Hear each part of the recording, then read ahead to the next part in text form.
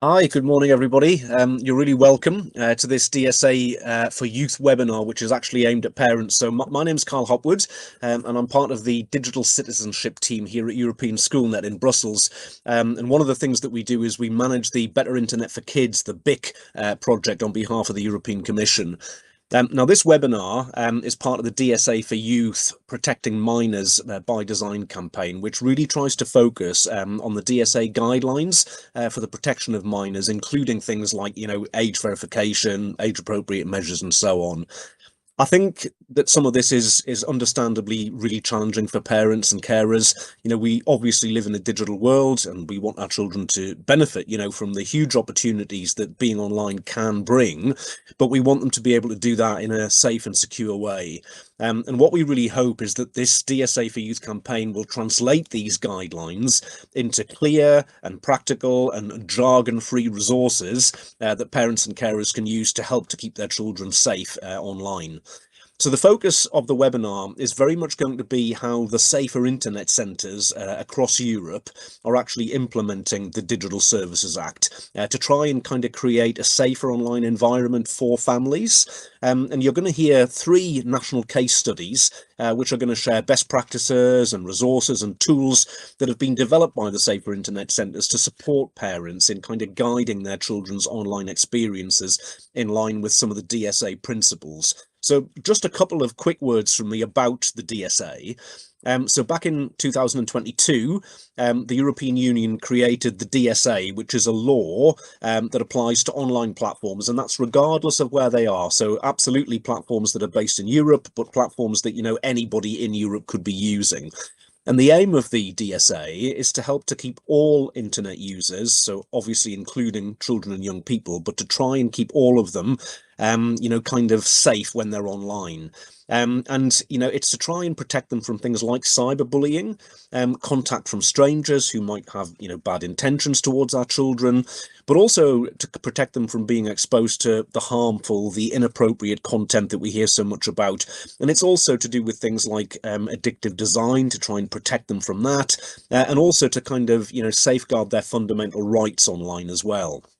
So what the DSA says is that online platforms have got to ensure what they call a high level of privacy, safety, and security for minors when they use their services.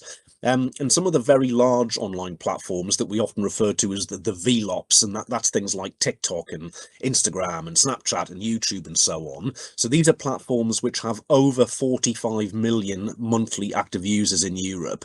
Those platforms have to also identify and assess other potential risks for children and teens who use their services. So the guidelines that I mentioned, they were actually published by the European Commission in July this year, so fairly recently. And the aim of those guidelines is to help all platforms to kind of understand what they should be doing to keep children and young people safe online. So we're going to hear from colleagues this morning from Norway, from Slovenia, and also from Spain about the work that they're doing to help parents to stay informed and support their kind of children's digital well-being. And I think overall, it's about helping them to navigate the online world with greater confidence and safety. So as we go, please feel free to post questions into the chat. We'll try and have some time to come back and talk about these at the end. But that's enough from me. Without any further ado, I'm really delighted to pass the floor to Lotte, our colleague from the Norwegian Safer Internet Centre. So Lotte, thanks so much for being here with us, and the floor is yours. Thanks. Thank you, and thank you, Carl. And thank you for the opportunity to talk about our work at the Norwegian Safer Internet Centre. And yes, my name is Lotte, and I work at the Norwegian Media Authority.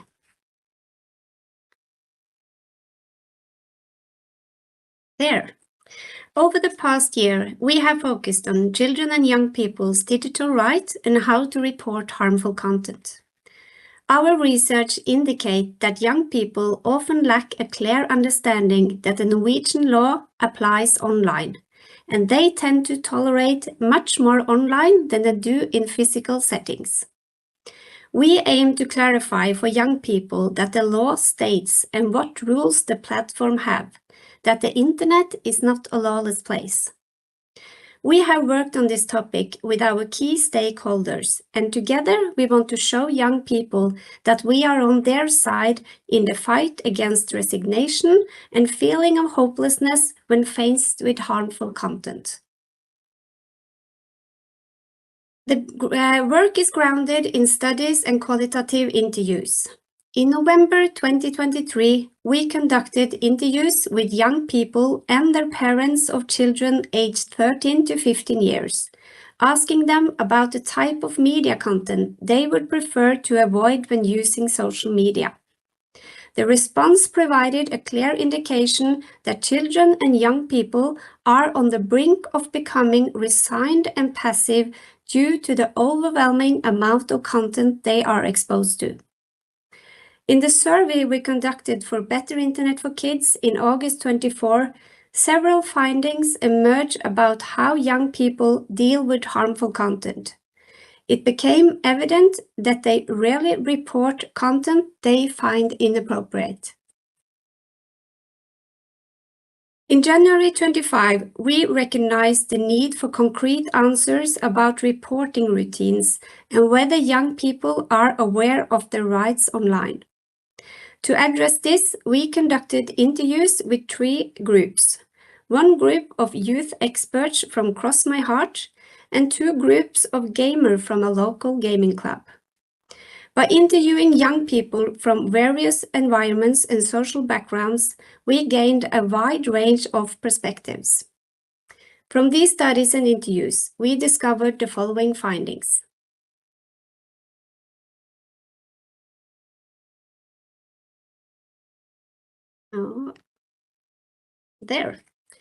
Young people find it challenging to protect themselves from violent content online. Nearly all of them have encountered content related to suicide, war, and fights. They feel exposed to such content without actively seeking it. It is often shared within friend groups on platforms like Snapchat.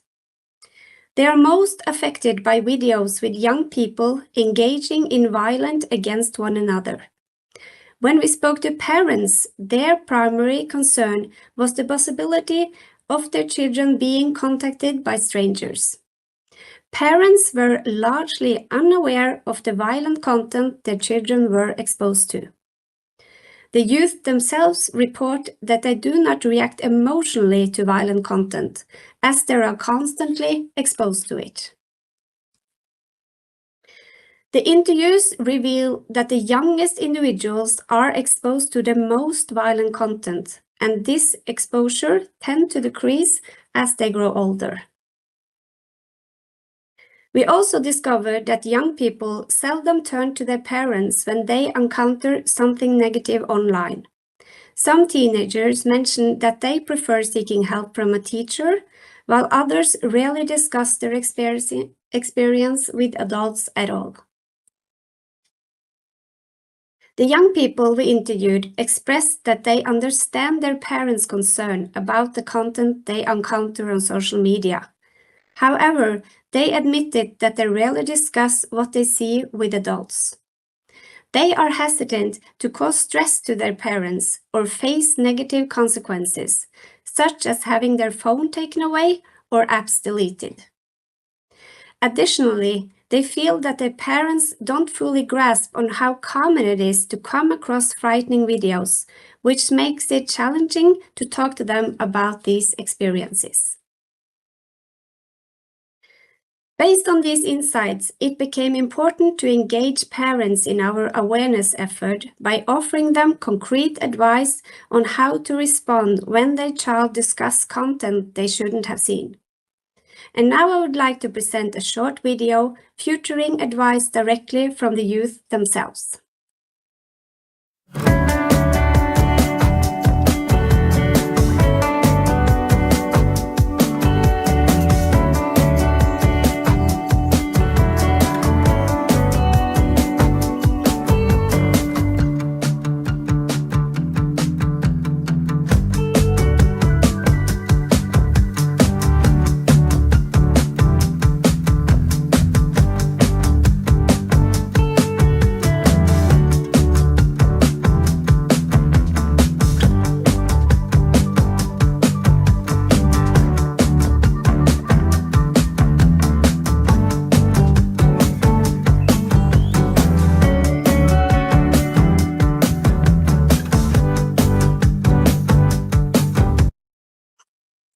The findings also show that young people know little about what happens when they report on platforms and the police. And one of the reasons they don't report is their concern that someone might find out they have reported. It is especially difficult for them to report content shared in closed groups and content shared by someone they know. They also had limited knowledge about what happens after the content has been reported, and those who had tried to report experienced that nothing happened. On this topic, we received quite different responses from the two interview groups. The young people from the Red Cross had tried to report some content and were, of course, aware that you could be called a snitch if you tackled or reported something. However, the gaming group, which came from a different socioeconomic area, said that they had experienced situations where snitchers were beaten up and even filmed in violent videos if they had informed an adult or reported content. There was a culture of fear regarding reporting and speaking up, especially about violent content. Several studies have shown that young people experience a sense of resignation and feeling that it doesn't help to report issues. They feel small against large tech giants, and many had tried to report but had seen that the content is not taken down. Many reported that they find reporting system difficult and are afraid of making mistakes when they report. There is even a higher limit for contacting the police. They are afraid that it will become a big case and they do not want to be involved. They themselves said it easier to block and just scroll on. So even though teenagers are online all the time, the insights show that they are limited knowledge of what falls within the boundaries of the law and platform guidelines online. To sum it up, we know from our research that teenagers rarely report illegal content from platform services. They block and move on. They often do not talk to adults about content they find disturbing. They experience a sense of resignation, feeling that they just have to tolerate what happens online, and they believe that talking to adult or reporting does not help anyway. They are afraid to report and unsure what happens when they do. Will they be exposed by their friends? Others fear negative consequences, such as being labeled as a snitch or having their phone or access to social media taken away by their parents. The questions we want to provide knowledge and answer about for youth and parents are: the person you report will not know it's you, and you can tip the police online patrol about illegal content without anyone knowing about it. You can make a difference by speaking up, and you should learn how to report on social media, and that the law is the same online as it is offline. So what can you do as a parent? You can try to have an open and positive dialogue with your children about what they might encounter online and on social media and how it best can be handled. The goal is for children to feel comfortable speaking out if they experience something unpleasant or do something foolish, without any repercussions such as having their phone confiscated or losing access to social media. Parents need to encourage their children to report inappropriate content online. This can foster greater openness and reduce the fear of punishment, such as losing access to the phone or an app. Take the time to learn about how you can report on different platforms or others you can report to, such as the online police or your hotline. If your child receives illegal content, such as nude images or violent video, it is important to act. By showing that you take young people's digital challenges seriously and handling them in a safe and understanding way, you can make the internet a safer place for your child and for others.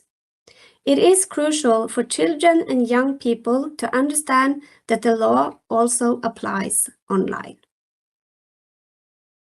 Thank you. Oh, thank you so much, Lotte. That's so helpful. And I think some of those practical tips there, I think, as a parent and a grandparent actually now myself, I can really relate to those. And I think, you know, it's sometimes really difficult. Children are exposed to some really challenging content, and I think the importance of not overreacting, you know, listening to children and kind of hearing what they say. And I love the bit in the video as well where somebody said, you know, don't punish children for being honest, for telling you what's actually going on. Some really powerful messages. So thank you so much for kind of kicking us off in such a positive and empowering way. Really helpful. And as I say, we'll get to some questions after all the speakers have sort of presented. So without any further ado, let's move across to Slovenia now. And our colleague Ida is going to kind of talk a little bit about some of the work that they're doing at the Slovenian Safer Internet Centre. So Ida, really lovely to see you, and the floor is yours. Thank you, Carl. Hello, everybody. I'm Ida Petak. I work for the Awareness Center, part of the Safer Internet Center Slovenia. I'm employed at the Faculty of Social Sciences, University of Ljubljana. So please, in a next slide. And the next, thank you. No, one back, please. So as a Safer Internet Center in Slovenia, we of course are promoting and supporting the Digital Service Act in our daily work, protecting children and empowering parents. I will present also, as my colleague from Norway, some research about social network use that we have done both on teens and parents. It's actually very, very similar results, which shows that the internet is a global thing, and there is not much differences between countries, nations, and so on. We have also this year conducted a very successful webinar for parents dedicated to topic of the DSA and protection of children on social media. We have attracted 600 parents, and this is a very good result for our small country. We are raising awareness about this also through parents' evenings and school workshops for children, teens that we conduct over 700 each school year. So we in each workshop explain also about their rights through this Digital Service Act. We also created a lovely leaflet for teens I will show in the end. I also have a copy here. Maybe if you will be able to see the video, I will show it.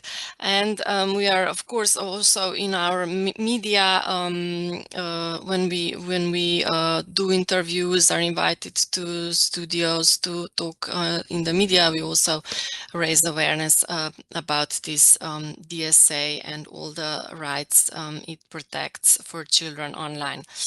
So next slide. This is, we have distilled this from the European brochure about DSA, and we use it in parent evenings, in workshops for children, because it really nicely represents this umbrella is the DSA, and it protects the children when using their digital devices. And above the umbrella are the things that the DSA wants eliminated from these very large online platforms and search engines that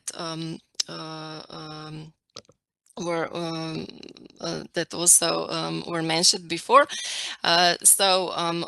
We don't want children to be exposed to profiling-based advertising, design features that cause addiction, any content that is posing risk for health and development of children, and of course the dark patterns. So this should not be present on these platforms, especially when we are talking about minor users. And below the umbrella are the things that DSA wants to ensure for children on these platforms. So privacy and security settings by default, child-friendly terms and conditions, right to privacy and personal data protection, age verification, and the already mentioned child-friendly complaints and reporting system, so easy to report harmful content, and also parental controls to protect children from online risk, dangers, and inappropriate content. Next slide, please. So as I mentioned, we have conducted some surveys and research on this topic. Just this year, we had conducted a very large national representative study on children between 12 and 17 years old, and unfortunately we found out that majority of them use these very large online platforms before the age of 13, which is the age restriction on these platforms. We have very high exposures to harmful content, similar as in Norway, so 80% of teens have encountered such content, and it is mostly served to them would maybe the expression be through algorithmic recommendation, which is very worrying. But easily fixable, we could say, through DSA. We see that they are exposed to profiling-based ads, advertising, and they find it quite annoying. They found reporting tools not clear enough. And they have also reported they have reported that the same as in Norway, they don't get the feedback what has happened with the content reported, or they know that it was not removed. Many spend 3 hours or more daily on these platforms, and only 1/3 of parents actually actively monitor their children activities online. So next slide, some visuals. This is the where we see that 80% of children use TikTok, Instagram, Snapchat, YouTube, and Facebook before they reach the age of 13. Next slide. So this is very interesting. More than half of young people stated in our research that they feel they spend more time on these VLOPs platforms than they would like to. So they are pushed through these addictive design features into using platforms more than would be good for them or they feel would like to. Next slide, please. So these are the types of harmful age-appropriate content they encountered on VLOPs, TikTok, Instagram, Facebook, YouTube, and Snapchat. These are the platforms that we were asking them about. So as we see, very high percentages of children, also 1/3 almost has encountered pro-suicide content. A lot of them encountered violent content, abusive content, inappropriate behavior, and also more than half sexual and pornographic content, and so on, which is very, very worrying. Next slide, please. As I mentioned, the reporting of harmful and age-inappropriate content is not very common among young people, the same as in Norway, I suppose. So the majority do not of them do not report content and see this as useful, useless endeavor, because there is no point in reporting, nothing changes. Next slide, please. And here we see that only 1/3 of parents actually use the parental control. Next slide. So what are the key takeaways for parents that I would like to kind of present and give to you today? So talking to your child about digital rights and their use of social media is very important. So it's not just to use these devices as some kind of nanny for children. It's very important to talk to them about it, what they saw, who they talk to, what they encounter on these platforms. Through these, parents can also develop their child's critical thinking.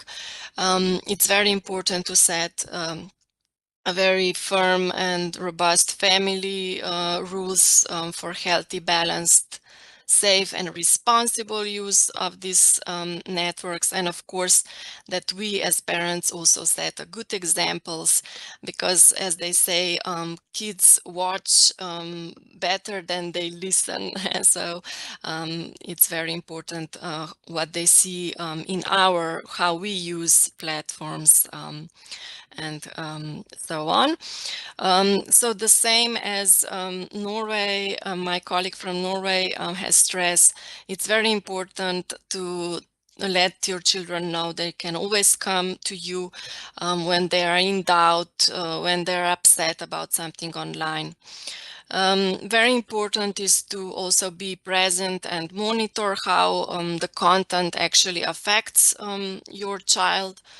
And at the same time also using parental controls and monitoring screen time. But we cannot just rely on this technical side of things. Also the actual presence of the parent and talking to the child is very important. And of course, teaching them how to report illegal and harmful content, how to block unwanted content,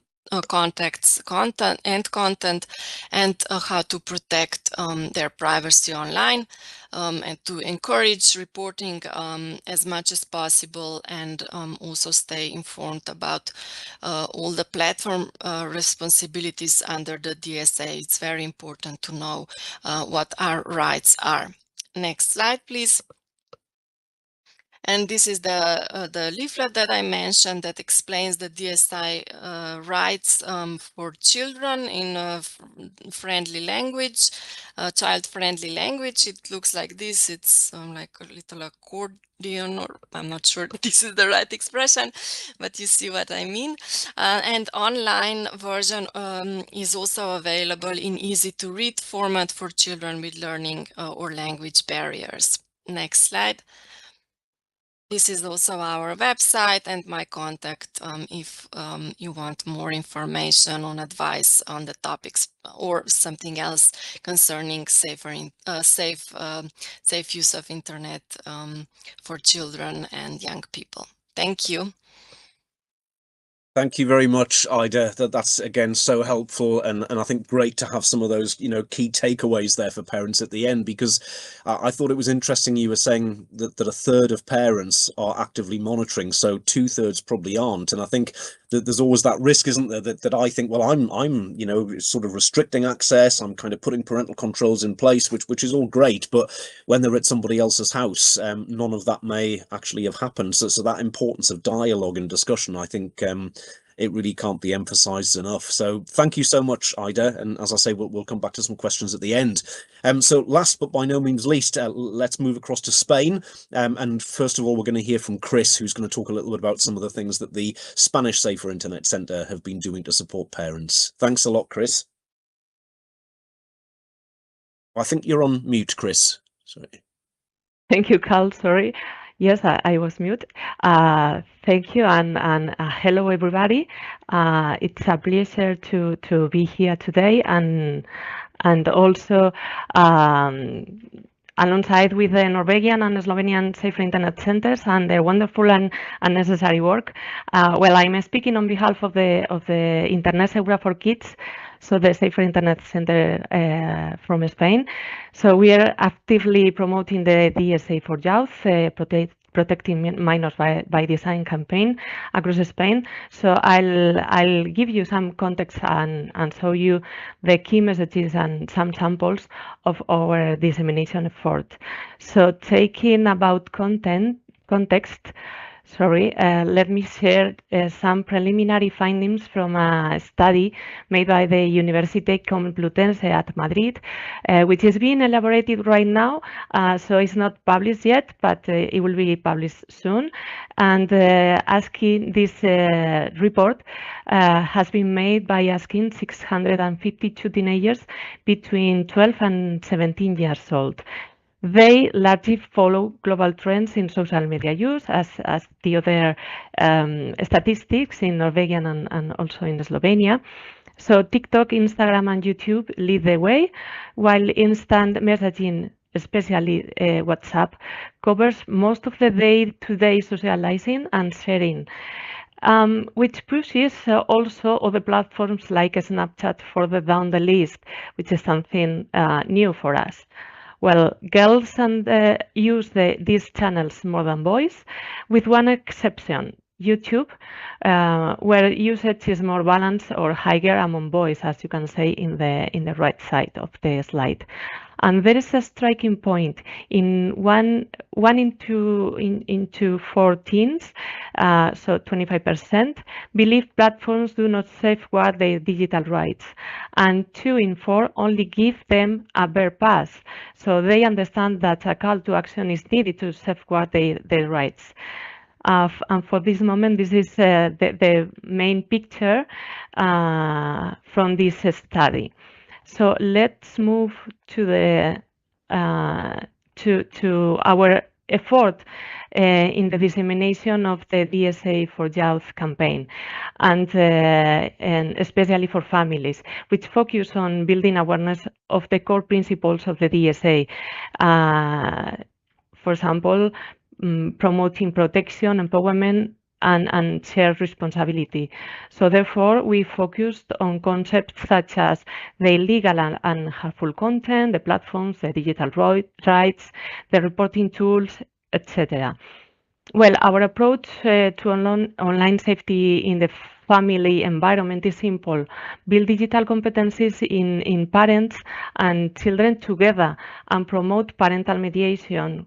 That is, practical day-to-day strategies to guide, accompany, and supervise the use of technology and which options better fit their expectations as parents when children use technology. But obviously, also the family as a team.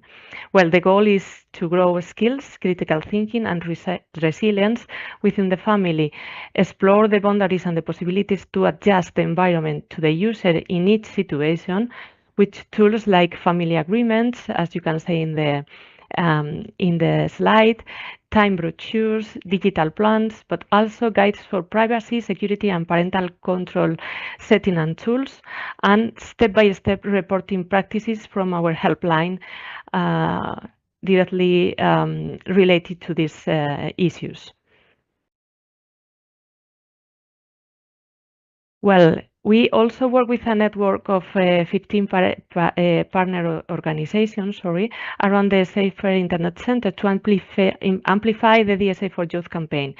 Here you can see also the key messages we are pushing up, like review defaults and agree them together, adjust visibility, contact and recommendations on under 18 years old accounts, practice reporting together, locate and test the report or help buttons on the youngest favorite apps, use your Safer Internet Center. In Spain, the helpline is the 017 for tech and psychological support. Across the EU, contact your national Safer Internet other services and ask for cooperation. And try the toolkit for parents within the DSA for Youth campaign. So, for example, we recommend parents to do one topic per week as a family routine. Well, and granted for these main recommendations, as I said, we disseminate all these messages and other resources within our network of 15 partner organizations. So this collaboration also helps us reach wider audiences and respond to local context here in Spain, and specific of obviously groups such as vulnerable children.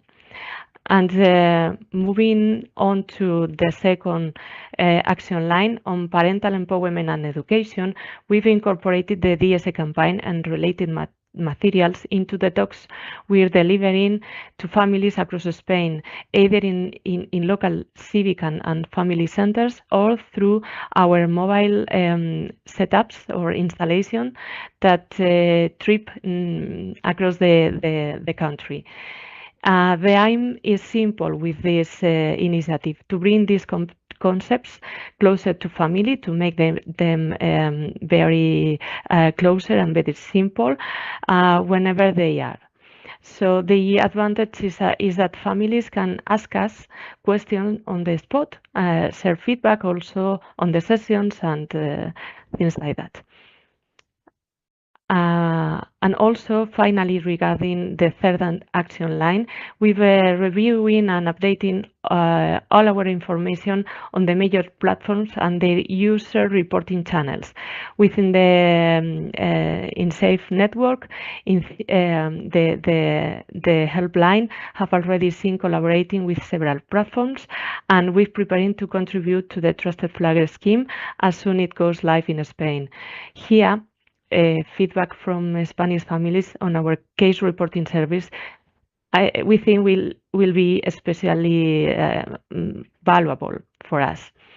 And finally, and consider our next steps, our plan is to keep promoting the DSA and the available resources through our portal, through the Internet Segura for Kids web within INCIBE, and which we believe will become highly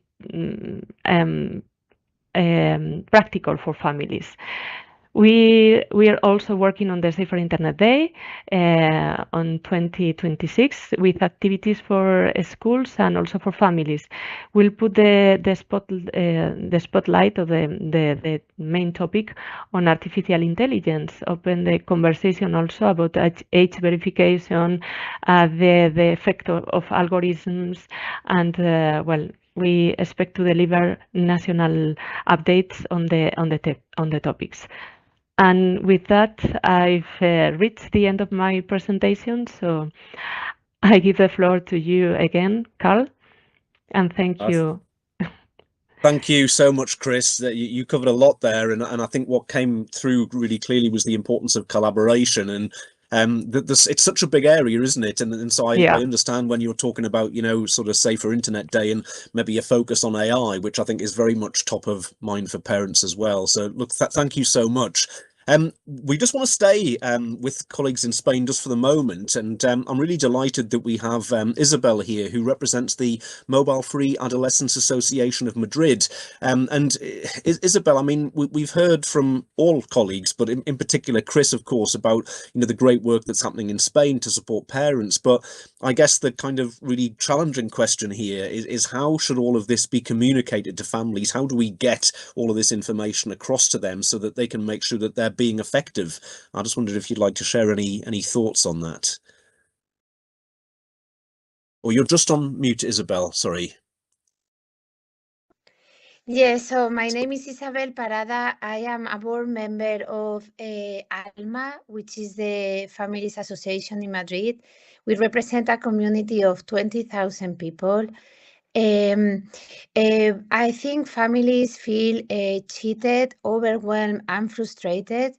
Cheated because we've been told that a responsible usage is possible with a device in hand, but our daily family life shows that is really impossible. Some families even say that it's easier to not to give devices than to be all the time fighting with them. Families also feel overwhelmed because I'm frustrated because the responsibility is being put mainly in families when actually is the platforms is the platforms doing all this, allowing all this content, and government should also implement laws to stop all of it. So it's like recycling, like we have to recycle, but is it not easier that they don't sell plastic with the food, no? So that's how families feel. Like we are overwhelmed with parental controls. We are overwhelmed with AI. We are overwhelmed with thinking that our children are really disobedient or badly behaved. But behind all of this is like a very addictive platforms, no? So I think what we want to is to ask for accessing platforms and AI from 16 years old. So we also want devices to have the parental control installed by default. So like if you want, like that to watch porn, you need to unlock something, not the other way around. And so these devices are not for children under 16. We will like also, I put some notes, we would like talks in a school that explain to parents all of the negative consequences of these devices. And we would like also to campaign for the digital right for no connection. So I hope you understand my English. Your English is absolutely fine, Isabella. Thank you so much. I was just scribbling down. You shared a lot there, and I think it's some really that's how powerful families messages. feel.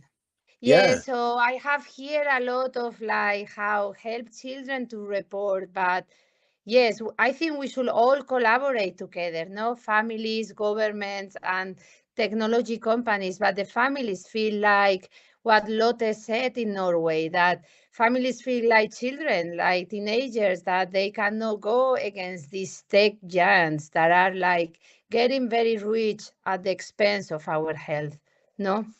So this is how we feel, like the Norwegian teenagers. Yeah, no, thank you. I think you make And some really important. Yes, sorry.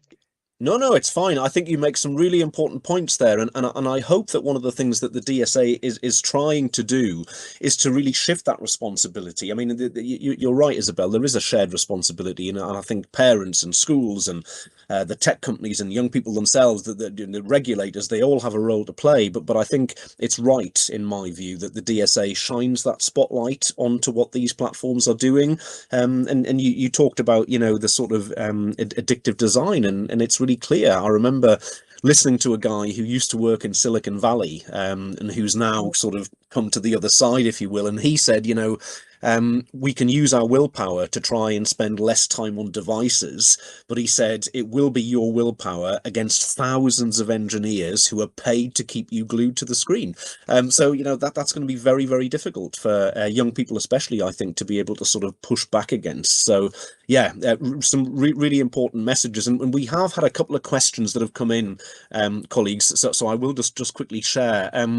Ida, you mentioned about the 1/3 who are trying to do the right thing and put the controls in place, but the question there was, how do we encourage the other 2/3 of parents to help them to understand that they need to do a bit more, they need to step up?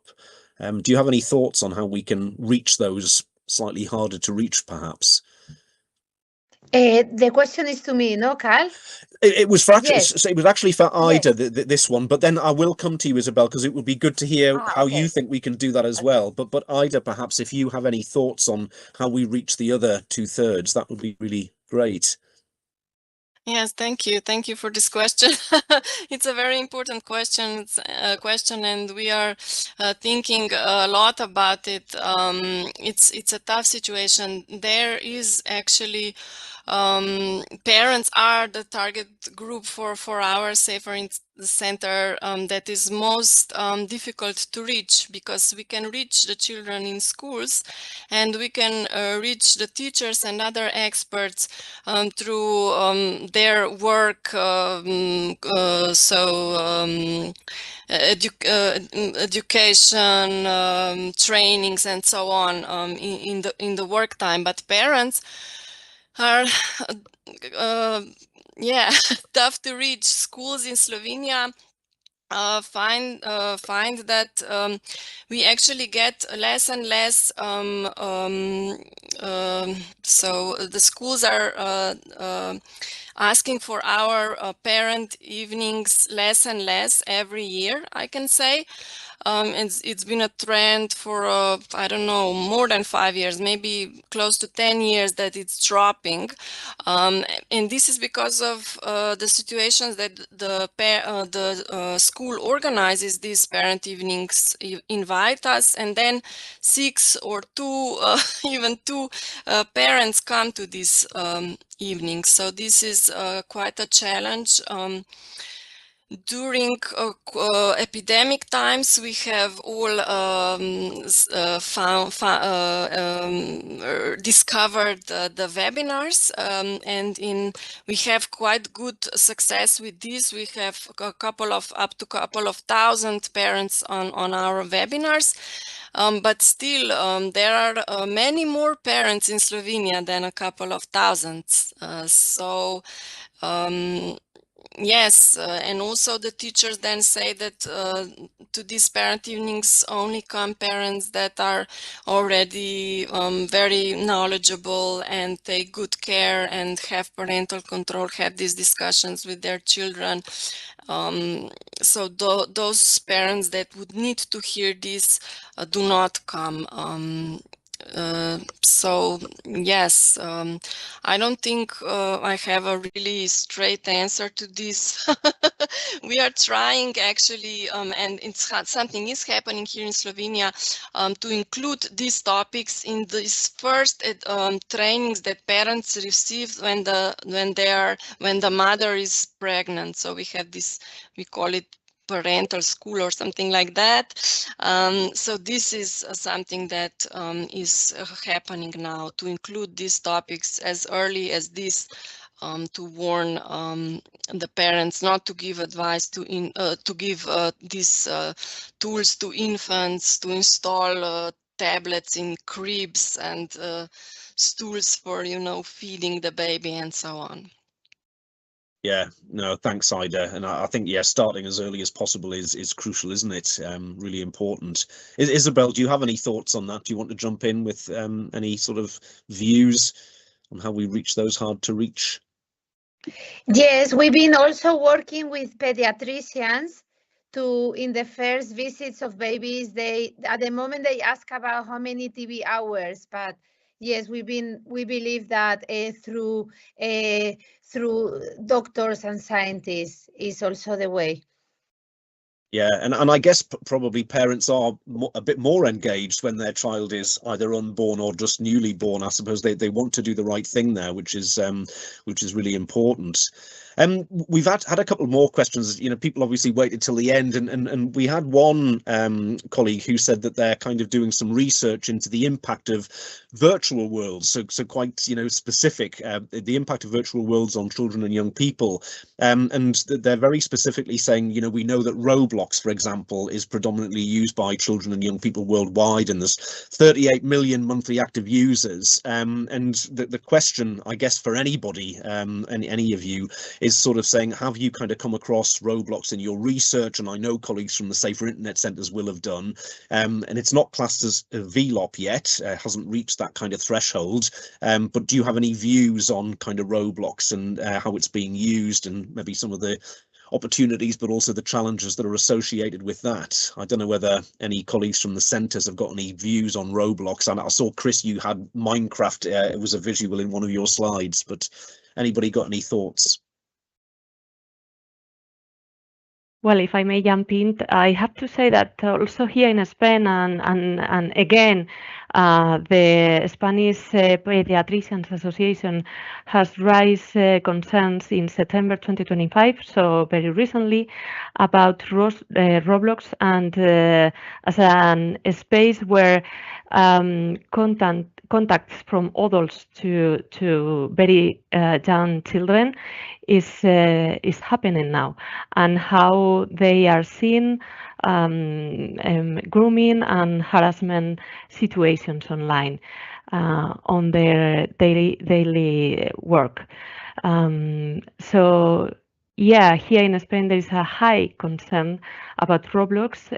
Also, the Spanish Data Protection Authority is researching or making an investigation on Roblox.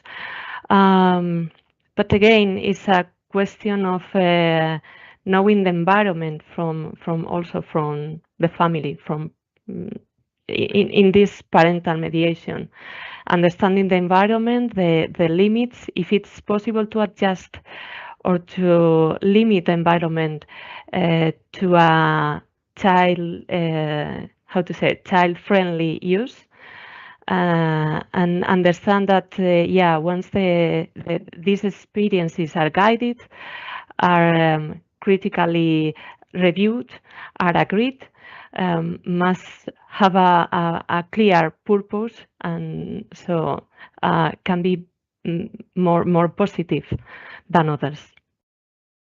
Thank you, Chris. And it is hard, this, isn't it? Because, there we spend a couple of minutes talking about Roblox, but there are thousands of other platforms that children and young people will be using. And one of the things, just for everybody's benefit, that we've tried to do as part of the Better Internet for Kids project is that on the website, we have this thing called a guide to apps. And that there is a kind of link there to Roblox and Minecraft and Snapchat and so on, and also to resources in other languages. So please do have a look at that, folks, and it hopefully will be helpful. But this is a big task, and I think that's why it's important that we have a lot of sort of collaboration, something that came across really clearly from all of the speakers. So look, I'm aware that we are getting really close to time, and I just want to sort of sum up with a couple of sort of final sort of thoughts and remarks, really. Obviously, this is part of a wider campaign, and I would urge all of you to please have a look at some of the campaign resources. There's a whole series of things there, and there's a sort of set of easy to read explainers, and they're being sort of scrolled through on the screen, but it's things like people safe. What are kind of the key principles behind the guidelines, but also I think important stuff for adults and children to do with how does the platform check how old a user actually is? What can I actually do on this particular platform to improve privacy and safety? Recommender systems, how do the algorithms actually work? And I think really crucially, how do we actually make those reports? Lotte mentioned at the beginning that, sadly, a lot of young people aren't reporting, but how can we do it? Let's talk to them about the tools that do exist. There's also a quiz, there's a family-friendly booklet, and of course a lot of resources and news from the kind of network of safer internet centres, and we're delighted that we've had insight from 3 of them here today, but there's over 30 safer internet centres across Europe.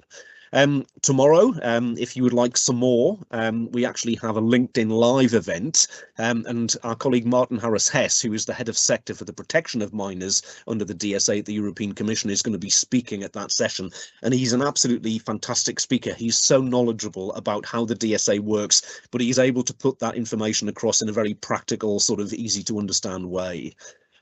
Finally, we've got the Safer Internet Forum, which is the European Commission's kind of flagship international conference, which is going to take place on the 4th of December. That's going to focus on why age matters, but also to think around how we can protect and empower children and young people in the digital age. And, online participation is welcome. You can register, there's no charge, but there'll be a whole day of some really interesting conversations and discussions around so many different issues connected to this. I think finally I would just say, you know, for me that the DSA is clearly making a difference and it will continue to do so. It doesn't mean that parents can take their eye off the ball. It doesn't mean that schools can stop delivering amazing online safety, you know, education. And clearly it doesn't mean that the Safer Internet Centre's job is done. If anything, it's really kind of starting in earnest. And I think it's right, though, that we do put that spotlight onto the tech companies to ensure that platforms are safe for children and young people to use, and that, you know, it's easier for them to report when they come across harmful content. I think we need to kind of, you know, reinvigorate their trust in the whole system, which perhaps has become a little bit jaded. So look, all that remains for me to say is a huge thank you to Lotte, to Ida, to Chris and to Isabel for their input this morning, but also thanks to you for giving up, you know, 45 minutes or an hour of your morning to be here. We really hope that it was helpful, but please do kind of stay in touch and check out what your own Safer Internet Centre is doing via the big portal for more information. But thanks everybody, and have a great rest of the day. Thanks for being here.